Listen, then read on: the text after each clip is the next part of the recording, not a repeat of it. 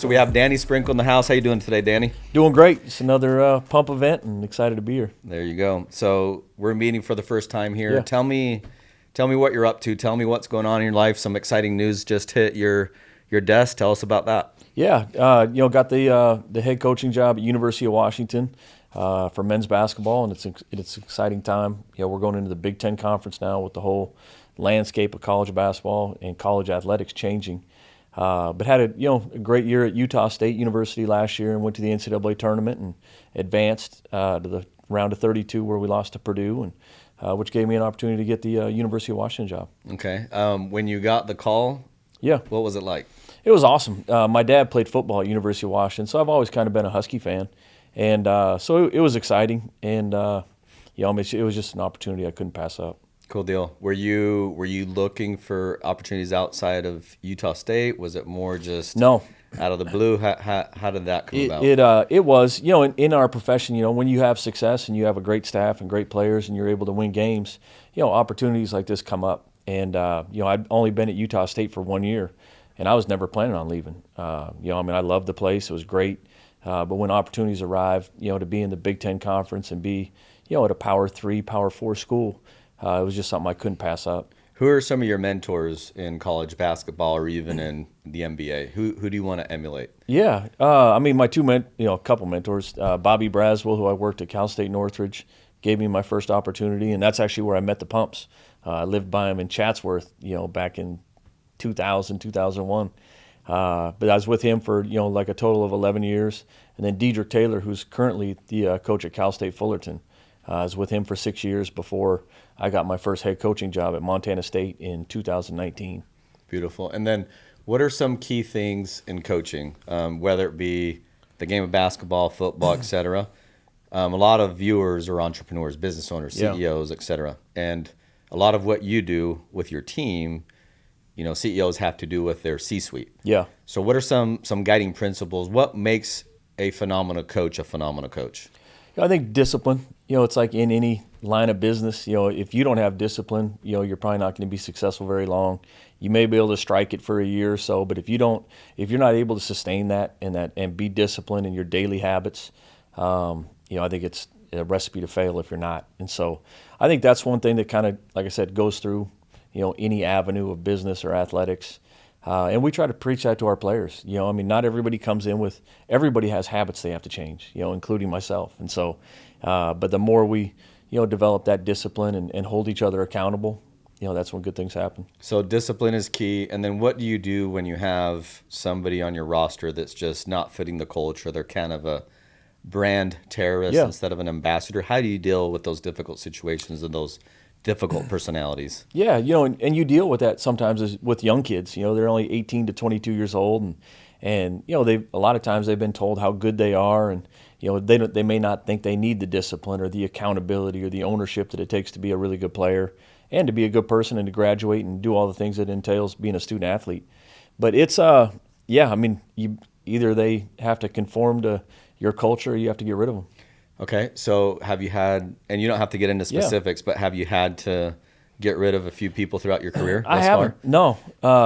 Been very fortunate. A lot of, we have the transfer portal now, which a lot of kids just, even when they are happy, sometimes they're leaving. Sure. And so, but we haven't had, I think you have to have your non-negotiables in your program, and everybody has to be, they have to know from day one what's acceptable, what's not. What are some of your main non-negotiables? So if I'm coming into your program, you're sitting down with me, I'm just joining the squad.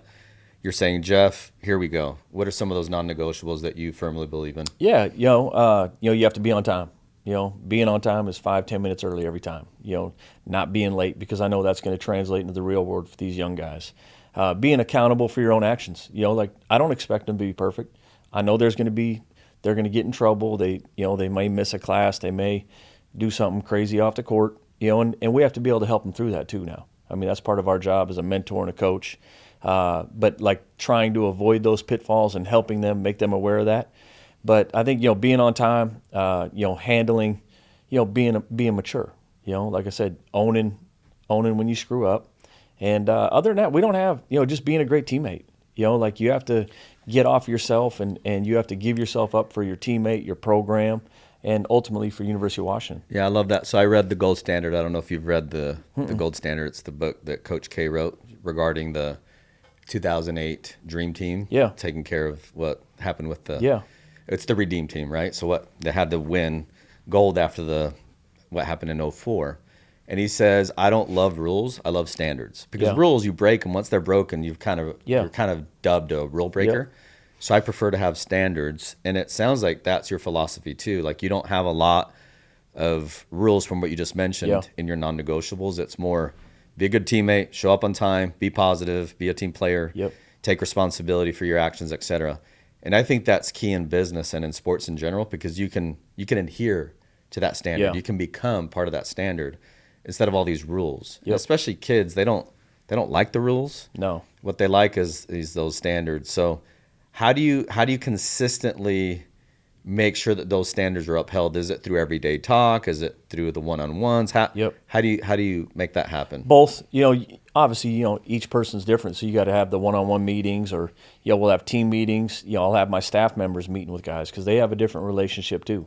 Sometimes being the head coach, my relationship is different with some of the players than the assistants, who spend a little more time with them in the gym and things like that. But you mentioned like the standards. Like the standard is being a great teammate. And that's not going to change. And you have to fight for that every day. Like we have to fight for our culture every day. The day you take your foot off the brake, that's key. They say that again. They're coming. Say that again. Yeah, you have to fight for your culture every day. So I say this, and I work with a lot of CEOs. The CEOs, it's two jobs: culture creation and culture maintenance. It's every single day.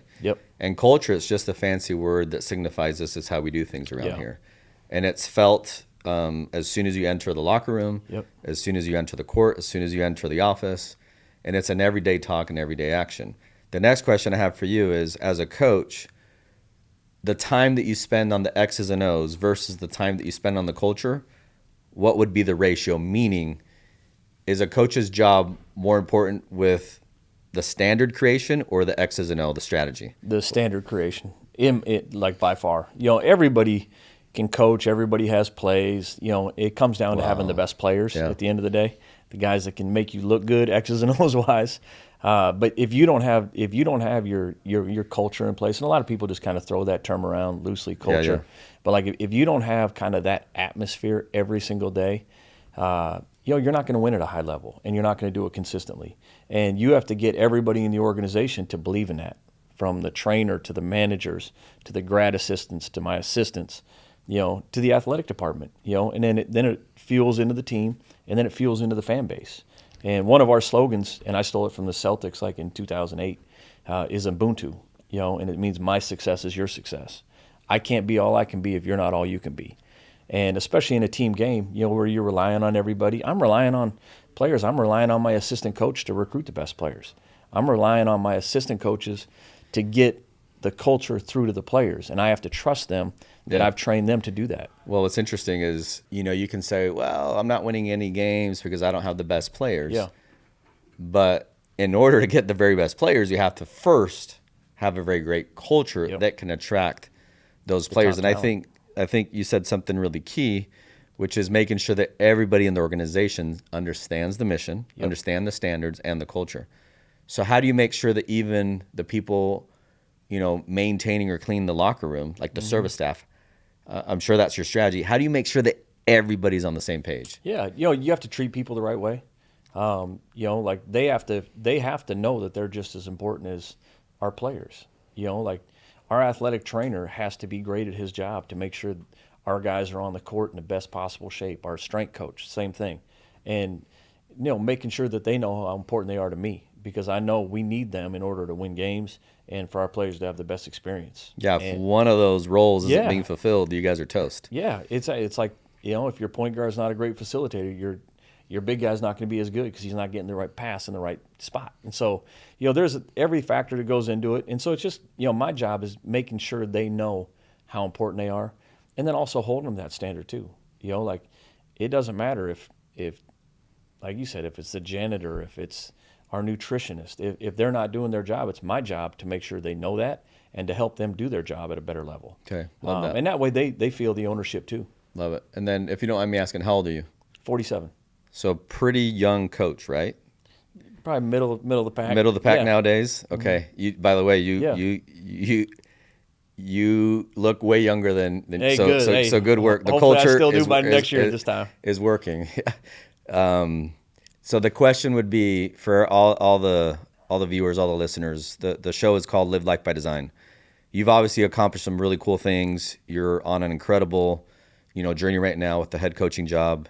What do you want to leave us with in regards to living your life more by design instead of by default? How do you grab the bull by the horns more in life? Yeah, I think, taking ownership of your own life, it's hard to do, especially like coach. It's not hard to, but like in coaching, sometimes you get so caught up in wins and losses and the schedule and the travel and the recruiting, you neglect, like there's time I neglect my life, because I'm always worried about somebody else, whether it's players, whether it's my staff, whether it's family, and I think the one thing is I have to start doing a better job of making sure I'm fresh, like I'm mentally, ready to go, because your energy can go in a hurry, and it's one thing that I got to do a better job of it. Even my staff, like, make sure you recharge before the school year, and make sure we have our best energy and effort to give to our players.